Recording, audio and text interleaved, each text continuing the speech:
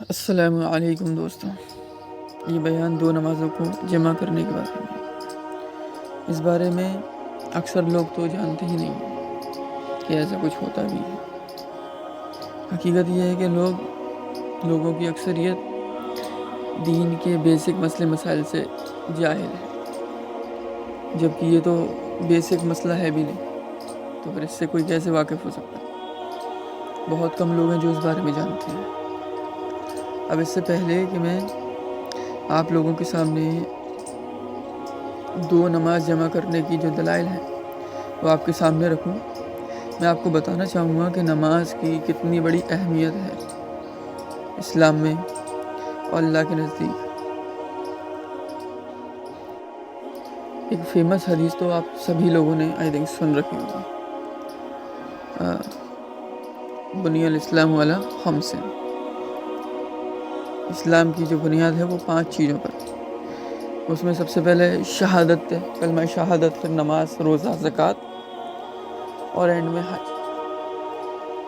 اس میں یہ جو 5 بنیادی چیزیں ہیں، کلمہ پڑھنے کے بعد، اسلام کا اقرار کرنے کے بعد جو چیز سب سے پہلے فرض ہوتی ہے وہ ہے نماز۔ اور نماز یہ اتنی ضروری چیز ہے کہ کسی بھی اور چیز کے بارے میں اتنی صراحت سے اور اتنی اہمیت سے ذکر نہیں کیا گیا قرآن و سنت میں جتنا کہ نماز کے بارے میں ذکر کیا۔ یہاں تک کہ نبی پاک صلی اللہ علیہ وسلم کی حدیث کے مطابق جان بوجھ کر نماز کا چھوڑ دینا یہ کفر ہے، شرک ہے۔ من ترک الصلاۃ فقد من کفر، اس طرح کی جو حدیثیں ہمیں ملتی ہیں یہ بالکل صحیح احادیث ہیں۔ اس کے علاوہ اسلاف کے اقوال بھی ہیں۔ یہ اتنی ضروری چیزیں، زکوٰۃ، حج اور روزے کے بارے میں بھی احادیث ملتی ہیں، لیکن اس حد تک نہیں ملتی کہ ان کا چھوڑنا کفر یا شرک ہے۔ لیکن جان بوجھ کر نماز کا چھوڑ دینا، اس بارے میں کفر و شرک اس طرح کے الفاظ آئے ہیں جو اس بات کو بتاتے ہیں کہ یہ کتنا اہم میٹر ہے نماز۔ میں ایک عالم صاحب کا بیان سن رہا تھا، تو ان کا نام نہیں بتا سکتا میں، عقیدے کے میٹر سے ان کا عقیدہ صحیح نہیں ہے اس لیے نام نہیں بتاتا، لیکن انہوں نے بتایا کہ جب وہ مصر یعنی کہ ایجپٹ گھومنے گئے تو وہاں وہ جس گاڑی میں بیٹھے تھے وہاں پہ ایک اور شخص تھا، وہ بیٹھا تھا، اور جیسے ہی عصر کی نماز کا وقت شروع ہوا، عصر کا ٹائم لگا، تو اس نے کہا گاڑی والے سے، گاڑی روکو مجھے نماز پڑھنی ہے۔ تو یہ لوگ بھی بیٹھے تھے، وہ مولوی نہیں تھا، یہ مولوی تھے، تو انہوں نے کہا کہ بھائی گاڑی مت رکوا، ہمیں بھی نماز پڑھنی ہے، تو اس سے زیادہ فکر ہمیں ہے نماز کی۔ لیکن ایسا کرتے ہیں جب گاڑی منزل پہ پہنچ جائے گی تب پڑھ لیں گے ساتھ میں جماعت بنا کے۔ تو وہ بولا کہ نہیں، مجھے ابھی کے ابھی نماز پڑھنی ہے۔ تو وہ حیران ہوئے کہ یار اتنی طلب نماز کی، نماز کا اتنا اہتمام تو اچھے مولوی نہیں کرتے آج کے دور میں، اور یہ بندہ کر رہا ہے۔ بعد میں جب انہیں پتہ چلا اس شخص کے بارے میں، تو ان کو یہ پتہ چلا کہ وہ شخص نماز کے میٹر میں بہت زیادہ سینسٹیو ہے، اور جس جگہ سے وہ آتا ہے، جہاں وہ رہتا ہے، وہاں کے لوگ بے نمازی کو مسلمانوں کے قبرستان میں، اگر وہ مر جائے تو مسلمانوں کے قبرستان میں دفناتے بھی نہیں ہیں۔ بے نمازی کو مسلمان ہی نہیں مانتے، اس سے نہ کوئی دعا سلام کرتا، نہ رشتہ داری، نہ ناطے داری، کوئی کچھ کرتے ہی نہیں، اس سے کوئی سمبند، کوئی تعلقات نہیں رکھتا۔ تو وہ بہت امپریس ہوئے۔ بعد میں انہیں پتہ چلا اس شخص کے بارے میں جب جانکاری لی کہ وہ کیا کرتا ہے، تو انہیں پتہ چلا، وہ بتاتے ہیں کہ وہ ایک ایسا کام کرتا تھا جس کو ہم بیان بھی نہیں کر سکتے، اتنا گندا، اتنا گنہونا، اتنا گھٹیا کام کرتا تھا وہ، جس کا انہوں نے ذکر بھی نہیں کیا۔ ہم اور آپ صرف اندازہ لگا سکتے ہیں کہ ہو سکتا ہے وہ چائلڈ ٹریفکنگ، ہیومن ٹریفکنگ، ٹھیک ہے، زنا کا اڈا چلاتا ہوگا، ہندی میں بولے تو ویشیا ورتی، اور کیا کر سکتا ہے؟ اس سے زیادہ گنونا گندا اور کیا کام ہو سکتا ہے؟ یہی سب کرتا ہو۔ لیکن آپ سوچ کر دیکھو، اتنا گندا اور گنونا کام کرنے والا شخص نماز کا اتنا پابند. دونوں چیزیں بالکل ایک دوسرے کے اپوزٹ معلوم ہوتی ہیں. بالکل اس میٹر کو سوچ کر ایک حدیث یاد آ رہی ہے مجھے. نبی پاک صلی اللہ علیہ وسلم سے ایک بار سوال کیا گیا تھا کہ اے اللہ کے رسول صلی اللہ علیہ وسلم، ایک شخص ہے جو رات کو چوری کرتا ہے، دن میں نماز پڑھتا ہے، نماز بھی پڑھتا ہے، چوری بھی کرتا ہے. اللہ کے رسول صلی اللہ علیہ وسلم نے فرمایا ان قریب اس کی نماز اس کو چوری سے، اس گناہ سے روک دے گی. تو صحابہ میں بھی، نبی کے ٹائم میں بھی لوگ سارے کے سارے ایک درجے کے مسلمان تو نہیں ہوتے، تو وہ بھی گناہ کرتے تھے، لیکن نماز کا کریز، نماز کا جو اہمیت ہے لوگوں کے دل میں وہ بھی بہت زیادہ تھی. گناہ اپنی جگہ، لیکن نماز کی اہمیت یہ اپنی جگہ. اور ریئلٹی میں یہ بندہ ہے جو کہ اتنا گنہونا کام کرتا ہے جس کا ذکر بھی وہ شخص نے کرنا صحیح نہیں سمجھا، لیکن نماز کا اتنا پابند کہ مولویوں سے پہلے اس کو نماز پڑھنی ہے. اس کو یہ ڈر ہے کہ نماز کا وقت شروع ہو گیا اور میں مر گیا نماز پڑھے بنا تو کیا ہوگا. اس کو اتنا زیادہ خوف تھا نماز چھوڑنے کا، اتنا خوف تھا. ہمارے یہاں کے نام نہاد علماء کو نہیں ہوتا جتنا اسے تھا. تو بتانے کا مقصد صرف یہ ہے کہ نماز ایک عظیم ترین عبادت ہے. یہ باقی تمام عبادتوں سے بہت الگ ہے، بہت الگ. اور اس کے چھوڑنے پر بھی وعیدیں پھر بہت سخت ہیں جو کسی اور عبادت کے چھوڑنے پر نہیں آئیں. تو جب کوئی چیز اتنی ضروری ہے، اتنی اہم ہے، اس کا ادا کرنا اتنا ضروری ہے تو پھر اور ہر حال میں ضروری ہے، یہاں تک کہ سفر میں بھی، جنگ میں بھی، بیماری میں بھی، ہر حال میں جب ضروری ہے تو اللہ تعالیٰ اپنے بندوں پر اتنی دشواری، اتنی مصیبت اور اتنی پریشانی، اتنی تنگی نہیں ڈالتا کہ وہ اس کو برداشت نہ کر پائیں. اس لیے اللہ تعالیٰ نے نماز کو ادا کرنے میں بہت چھوٹ دی ہے. اگر بیمار ہو تو بیٹھ کر نماز ادا کر لو، لیٹ کر لو. اسی طرح سفر میں بھی کھڑے نہیں ہو سکتے تو بیٹھ کر لو.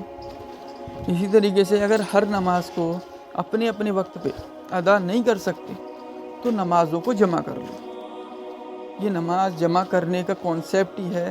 اس بارے میں نبی سے پوچھا گیا تو نبی پاک صلی اللہ علیہ وسلم نے فرمایا کہ میں اپنی امت پر تنگی نہیں کرنا چاہتا. تنگی کے ڈر کی وجہ سے رکو یار اس پلین کو چلے جانا. تو نبی پاک صلی اللہ علیہ وسلم اس وجہ سے ڈرتے تھے کہ کہیں ان کی امت مشقت میں نہ پڑ جائے، اس لیے انہوں نے 2 نمازوں کو جمع کرنا یہ طریقہ سکھایا، یہ طریقہ بتایا.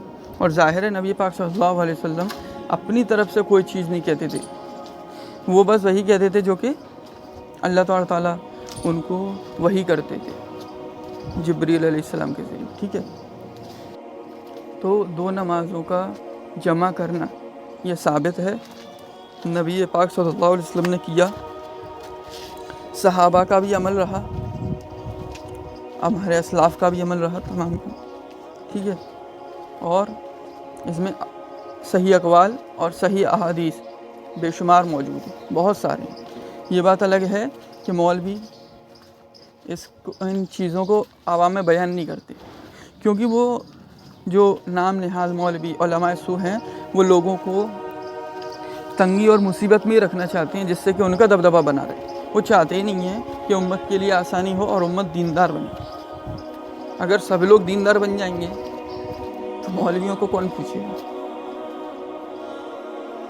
ایک مثال سے سمجھو، اگر 10 لوگوں کا ایک گروپ ہے، ٹھیک ہے، ان میں سے ایک حافظ ہے، باقی سارے تھوڑا تھوڑا قرآن جانتے ہیں. نماز پڑھانے کے لیے سب لوگ متفق ہوں گے کہ اس حافظ کو آگے کیا جائے. اب وہیں پہ دوسرا گروپ ہے، وہ بھی 10 لوگوں کا ہے، ان میں 10 کو تمام کو جو قرآن یاد ہے. اب کیا وہاں پر ایک فیصلہ کرنا آسان ہوگا کس کو نماز پڑھانے کے لیے آسان کیا جائے؟ نہیں، وہاں پر لیڈر چننا، امیر چننا بہت مشکل ہوگا. اسی لیے یہ جو نارمل ہمارے جو چاروں طرف مسجدوں میں علماء سو ہیں، یہ لوگ ریئل میں چاہتے ہی نہیں ہیں کہ عوام دین پر عمل کرے, دین سیکھے, کیونکہ ورنہ جو ان کی جو شناخت ہے, جو ان کا دبدبہ ہے, وہ چھین لیا جائے گا. ان کی ویلیو ویسے نہیں کی جائے گی جیسے اب کی جا رہی ہے.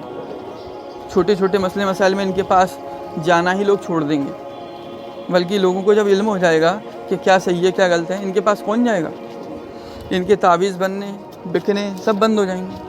اگر شرک اور بدعت کو ختم کر دیا جائے تو بریلوی تو بھوکے مر جائیں گے. ان کی تو پورا گھر پریوار اس سے چل رہا ہے. تعویذ بیچتے ہیں, دم کرتے ہیں پانی پہ تو اس کے پیسے لیتے ہیں, اور ہر چیز کے نکاح پڑھانے کے بھی یہ لوگ پیسے لیتے ہیں. اب آپ میں سے کچھ لوگ کہیں گے کہ وہ جو نکاح پڑھانے کے پیسے لیتے ہیں وہ تو خوشی سے دیتے ہیں, نہیں دیں تو کوئی بات نہیں. او بھائی ایسا نہیں ہے. میرے بڑے پاپا کے لڑکے, میرے کزن, جب ان کا نکاح ہوا تو انہوں نے نکاح پڑھانے کے بعد مولوی کو پیسے دیے, لیکن پیسے شاید کم دیے. جتنا وہ ایکسپیکٹ کر رہا تھا اتنے ملیں گے, اتنے نہیں ملے. تو اس نے مانگے, لیکن پھر انہوں نے منع کر دیا کہ بس اتنی دیتی. تو اس نے پتہ کیا کہا, اس نے کہا کہ میں یہ سمجھ لوں گا میں نے نکاح نہیں پڑھایا بلکہ زنا پڑھایا ہے. اتنی بڑی بات ہو گئی. اور جب انہوں نے مجھے گھر آ کے میں بارات میں نہیں گیا تھا میں بارات میں نہیں گیا تھا اپنے بڑے پاپا کے لڑکی, مطلب میرے کزن کی. اگر گیا ہوتا تو پتہ نہیں میں کیا کرتا اس کا. جب گھر آ کے انہوں نے مجھے یہ بات بتائی, میرا دماغ گھوم گیا. سب بولنے لگے اگر اکرم ہوتا تو وہ نہیں چھوڑتا, کوٹ کے رکھ دیتا وہ. میرا ویسے بھی بریلویوں کو دیکھ کر دماغ گھوم جاتا ہے.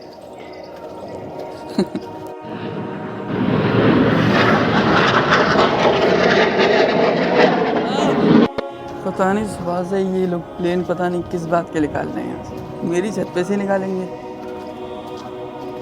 تو سب لوگ یہی بول رہے. پھوپھا بھی تھے وہاں پہ, پھوپھا بھی غصہ ہوئے اور باقی سارے لوگ بھی غصہ ہوئے, لیکن وہ غصہ ہی ہوئے, کچھ کرے نہیں. میں ہوتا تو کر دیتا, لیکن اب قسمت میں نہیں لکھا تھا. اچھا ہوا نہیں گیا.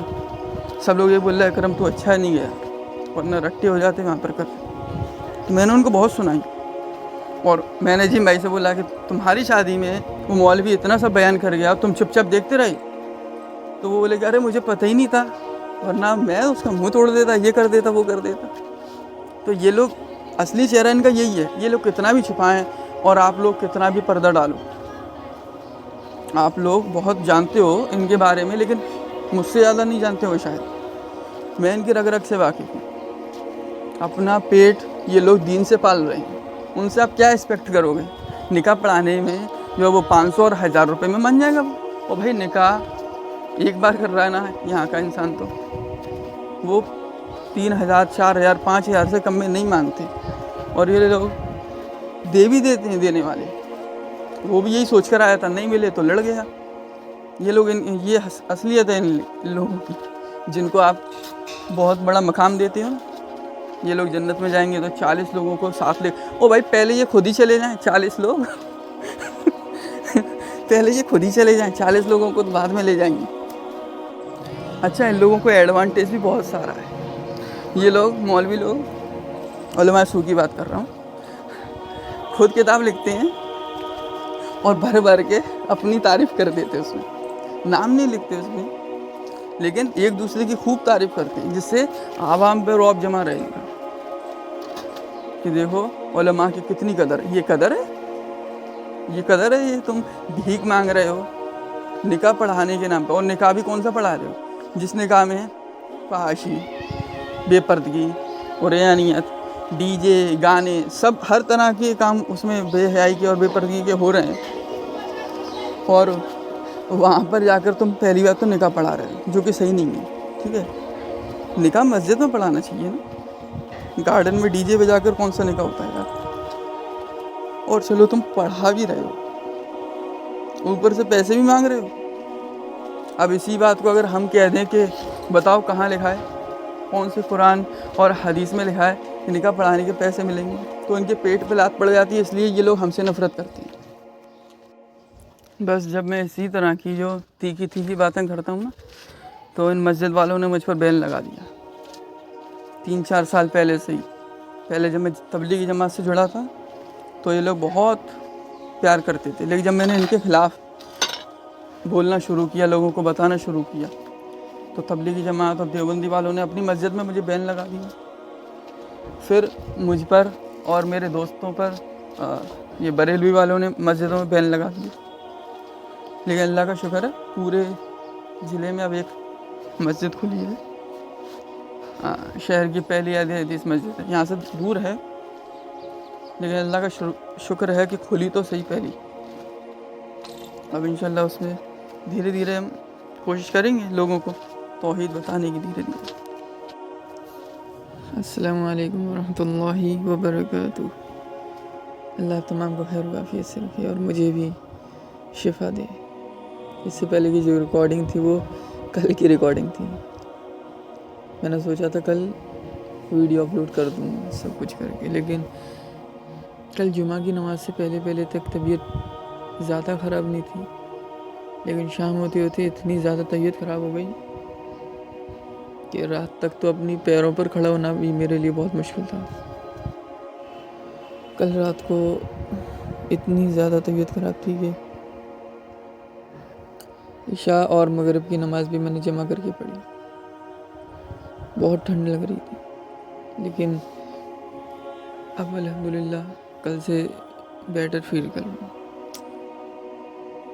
लेकिन जब तबीयत ख़राब होती है किसी भी काम को करने का मन नहीं करता, लेकिन फिर भी रिकॉर्डिंग तो कर ही देता हूँ, वरना फिर पता नहीं कब टाइम मिले और दिन पे दिन गुजरते जाते हैं, रिकॉर्डिंग नहीं हो पाती है। हम लोग जो बात कर रहे थे वो नमाज के बारे में बात कर रहे थे, नमाज की इम्पोर्टेंस और 2 नमाज़ों को जमा करने का मसला। असल में देखा जाए तो नमाज बहुत अहम है। जो लोग नमाज नहीं पढ़ते वो मुसलमान होते ही नहीं हैं। वो अपने आप को कितना ही बड़ा मुसलमान माने, वो आधार card, voter card, pan card के हिसाब से तो मुसलमान हो सकते हैं, लेकिन इस्लाम की नज़र में वो लोग मुसलमान नहीं होते। और नमाज ना पढ़ने के पीछे एक बहुत बड़ा रीज़न ये भी है कि ये जो हमारे सो कॉल्ड उलमा हैं, इन्होंने दीन को बहुत मुश्किल बना के पेश किया है, नमाज को बहुत ज़्यादा मुश्किल बना के पेश किया है। यहाँ पर क्या जाहिल और क्या आलिम, अक्सरियत का हाल बिल्कुल बेवकूफ़ों जैसा है। आप में से भी अक्सर लोग ऐसे होंगे जिनको बहुत बाद में पता चला होगा कि इशा में 17 रकात नहीं होती। जब मैं अपने चैनल पे क्वेश्चन आंसर्स करता हूँ तब मुझे लोगों की जहालत का बहुत हद तक अंदाज़ा लग जाता है कि लोग कितने पानी में हैं। ये बात मुझे काफ़ी पहले पता चल गई थी, काफ़ी पहले जब मैं शुरू में अहले हदीस बनना शुरू किया था। अप्रॉक्सीमेटली 4-5 साल पहले की बात है। तब से कि फ़र्ज़ नमाज का ही हिसाब होना है, और पूरे दिन में जो फ़र्ज़ नमाज़ों की रकातें हैं वो 17 हैं। 2 फजर की, 4 ज़ोहर, 4 असर, 3 मगरिब और 4 इशा, इनका हिसाब होना है और ये फ़र्ज़ है। ये टोटल 17 हुई। हम क्या करते हैं, आवाम को इन उलमा सू ने गुत्थी पिलाई हुई है कि 17 रकात तो अकेले इशा में है, तो इंसान पढ़ेगा कैसे। मेरे ख़ुद के दोस्तों के पर्सनल एक्सपीरियंस हैं, जब मैंने उनको नमाज के बारे में बताया, नमाज की अहमियत बताई, तो वो मान तो गए लेकिन पढ़ नहीं पाते थे क्योंकि इतनी ज़्यादा रकातें थी। फिर मैंने उनको बताया कि भाई इतनी ज़्यादा रकातें हैं तो मत पढ़ना, सिर्फ वो पढ़ ले जो फ़र्ज़ है। तो उन्होंने बोला अच्छा ठीक है, तो वो पढ़ लेता हूँ। तो इस तरह धीरे धीरे करते करते वो लोग 5 वक्त के पाबंदी से नमाज़ें करेंगे। लोगों को आसानी दिलाओ, लोगों के लिए दीन को आसान बनाओ, मुश्किल ना बनाओ। हम क्या करते हैं, लोगों के लिए दीन को मुश्किल बना देते हैं, जबकि अल्लाह ने कहा है कि दीन आसान बनाओ। नबी ने भी कहा है दीन आसान बनाओ, मुश्किलें पैदा ना करो। इसी तरीके से नबी ने सल्लल्लाहु अलैहि वसल्लम इतनी सारी आसानियाँ पैदा करी हैं हर चीज़ में, नमाज में तो ख़ास तौर से, क्योंकि ये इतनी ज़्यादा इम्पोर्टेंट चीज़ है। बैठ के नहीं पढ़ सको तो लेट के भी पढ़ लो, کھڑے ہو کے نہیں پڑھ سکو تو بیٹھ کے پڑھ لو. اور اسی طریقے سے مسئلہ ہے نماز جمع کرنے کا. اور یہ جتنا زیادہ امپورٹنٹ تھا نبی صلی اللہ علیہ وسلم اور صحابہ کے زمانے میں، اتنا ہی امپورٹنٹ یا اس سے بھی زیادہ امپورٹنٹ ہے آج کے زمانے میں. کیونکہ دین پر عمل کرنا نبی صلی اللہ علیہ وسلم کے زمانے میں، جبکہ آپ صلی اللہ علیہ وسلم کی جو خلافت تھی، جو ریاست مدینہ تھی، وہ قائم ہو چکی تھی، تو تب تو مسلمانوں کے لیے آسان ہو ہی گیا تھا. لیکن آج کے زمانے میں جبکہ ہر طرف کفر اور شرک اور ارتداد کا دور ہے، آج کے زمانے میں دین پر عمل کرنا کتنا مشکل ہے. حدیث میں کیا آتا ہے کہ ایک وقت ایسا آئے گا جبکہ صبح کو مسلمان شخص رات ہوتے ہوتے کافر ہو جائے گا، اور رات کا مسلمان شخص صبح ہوتے ہوتے کافر ہو جائے گا. آپ سوچو ذرا کتنا مشکل اور فتنوں بھرا دور چل رہا ہے. ایسے میں اگر کوئی شخص دین کی آسانیوں سے واقف نہ ہو تو اس کے لیے دین اسلام پر عمل کرنا انتہائی مشکل ہو جاتا ہے. آپ خود سوچئے، ایک عورت جو کہ اپنے ان لاس کے ساتھ رہتی ہے، اس کے 4-5 بچے بھی ہیں، اس کو گھر کا کام بھی سنبھالنا ہے، بچوں کو بھی سنبھالنا ہے، اور اپنے ان لاس یعنی کہ ساس سسر کو بھی سنبھالنا ہے. اس کے لیے کتنا مشکل ہوتا ہوگا ہر نماز کو اس کے وقت پر ادا کرے. کبھی کوئی بچہ ٹوائلٹ کر رہا ہے، اس کی دھلائی تو دوسرے نے کر لی، اس کی دھلائی تو تیسرے نے کر لی. کتنا مشکل ہوتا ہوگا. پھر گھر کا کام بھی ہے، کپڑے دھونے ہیں، کھانا بھی بنانا ہے، صاف ستھرائی بھی کرنی ہے، ٹھیک ہے. اور لڑکوں کے بھی اپنے الگ مسائل ہیں، انہیں بھی جو ان کی دکان ہے وہ بار بار کیسے وہ بند کریں گے. ہر کسی کی دکان اتنی بڑی نہیں ہوتی کہ وہ اس میں پڑھ سکے. جو لڑکے جاب کرتے ہیں ان کے لیے بھی بہت مشکل چیز ہے، ٹھیک ہے، کہ بار بار وقت لے کے نماز پڑھیں. تو اس لیے بہت ضروری اور بہت اہم مسئلہ ہے نمازوں کو جمع کرنے کا. یہاں پر بات یہ ہو ہی نہیں رہی کہ بنا کسی وجہ کے نماز جمع کرنا. بنا کسی وجہ کی نماز جمع کرنا بھی ناپسندیدہ ہو سکتا ہے اسلاف کے قول سے، لیکن جائز تو ہے. لیکن یہاں ایسا کوئی ہے ہی نہیں، ہم سب میں سے انکلوڈ، ہم سب میں سے جو بنا کسی اجر کے نماز جمع کرے، کوئی نہیں کرتا یار. سب کے پاس اپنے اپنے اجر ہوتی ہیں. اگر کوئی لڑکی ہے جس کی شادی نہیں بھی ہوئی تو وہ اپنی کوئی پڑھائی اسٹڈی کی وجہ سے جمع کرے گی، کوچنگ جا رہی ہوگی یا تو اسکول، خیر وہ ایک الگ مسئلہ ہے، صحیح ہے غلط ہے. کوئی لڑکا ہے تو وہ جاب کرتا ہوگا، کوئی لڑکی ہے جس کی شادی ہو گئی ہے تو اس کے تو پھر مسئلے ہیں، بہت سارے کام ہیں، اس کے پاس کاموں کی کمی نہیں ہے. گھر کی عورتوں کے پاس آج کے دور میں کاموں کی کوئی کمی نہیں ہے، تو ان کے لیے تو یہ مسئلہ جاننا اور زیادہ اہم ہو جاتا ہے. تو میں آپ کو بتانا چاہوں گا کہ اس بارے میں 1 2 اور 4 6 نہیں بلکہ بے شمار احادیث ہیں. اور نہ صرف احادیث بلکہ علماء سلف نے اس پر احادیث کی کتابوں میں چیپٹرز لکھے ہیں، باب باندھے ہیں، جن سے پتہ چلتا ہے کہ یہ مسئلہ نہ صرف یہ کہ ثابت ہے، جائز ہے، بلکہ نبی پاک صلی اللہ علیہ وسلم کی سنت ہے، صحابہ نے، تابعین اور تبع تابعین نے اس پر عمل کیا ہے.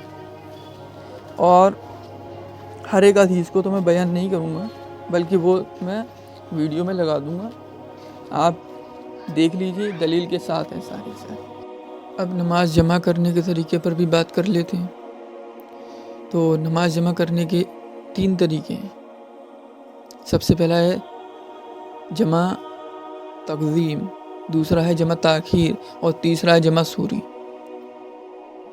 جمع تقدیم یہ ہے کہ آپ صلی اللہ علیہ وسلم کئی بار سفر پر نکلتے تو سورج ہلکا سا ڈھل جاتا یعنی یہ ظہر کا وقت شروع ہو جاتا، تو آپ صلی اللہ علیہ وسلم ظہر کی نماز پڑھ لیتے اور اس کے ساتھ عصر کو بھی ادا کر لیتے. اس کے بعد آپ صلی اللہ علیہ وسلم سفر پر نکل جاتے. دوسرا طریقہ ہے جمع تاخیر. یعنی کہ کئی بار کیا ہوتا ہے کہ سفر پر نکلنے سے پہلے ظہر کا وقت داخل نہیں ہوا.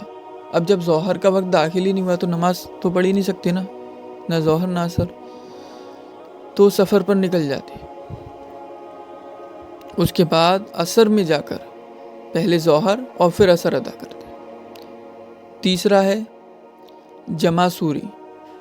یہ دیکھا جائے تو کوئی جمع ہے ہی نہیں، ہر نماز کو، دونوں نمازوں کو اپنے اپنے وقت پہ پڑھنا ہے. ظہر کو اتنا لیٹ کر دو کہ عصر سے پہلے تک ادا کر لو، 10 منٹ پہلے یا 5 منٹ پہلے یا 15 منٹ پہلے، اور جب تک آپ نماز پڑھو گے اس کے 5 منٹ بعد عصر کا وقت داخل ہو جائے گا، ترنت وہ پڑھ لو. جمع سوری ایک ایسا مسئلہ ہے جس پر کسی کا، امت میں کسی کا کوئی اختلاف نہیں ہے. ہر حال میں بنا کسی عذر کے بھی لوگ اس کو جائز مانتے ہیں، ہر فرقے کے، ہر جماعت کے لوگ، کیونکہ یہ کوئی جمع ہے ہی نہیں. یہ تو نمازوں کو ان کے وقت بھی پڑھنا ہے. ظہر کو آپ ظہر کے وقت میں پڑھ لیں اینڈ پر، عصر کو آپ عصر کے وقت میں پڑھ لیں شروع کے ٹائم پر. تو یہ 3 طریقے ہیں. سب سے بہتر طریقہ جو اکثر لوگ مانتے ہیں وہ اسی کو مانتے ہیں. حالانکہ تینوں طریقے ثابت ہیں، اپنے اپنے لحاظ سے، اپنی اپنی سہولت سے آپ لوگ ان پر عمل کر سکتے ہیں، بالکل جائز ہے. حدیثیں اس کے بارے میں دلائل موجود ہیں، حدیثیں موجود ہیں. اور جب بھی آپ اس بارے میں بات کریں، سوچیں، وچاریں یا عمل کریں تو ایک بات کو ہمیشہ اپنے دماغ میں فٹ کر لینا کہ یہ جمع نماز کا جو مسئلہ ہے یہ کیوں کیا گیا ہے. نبی صلی اللہ علیہ وسلم سے جب پوچھا گیا تو آپ نے فرمایا یہ اس لیے کہ امت کو مشقت نہ ہو، آسانی ہو. تو آسانی کے لیے ہے، اس لیے اس پر عمل کریں بس، اور اس کے پیچھے اور کوئی مقصد نہیں ہونا چاہیے. السلام علیکم ورحمۃ اللہ وبرکاتہ.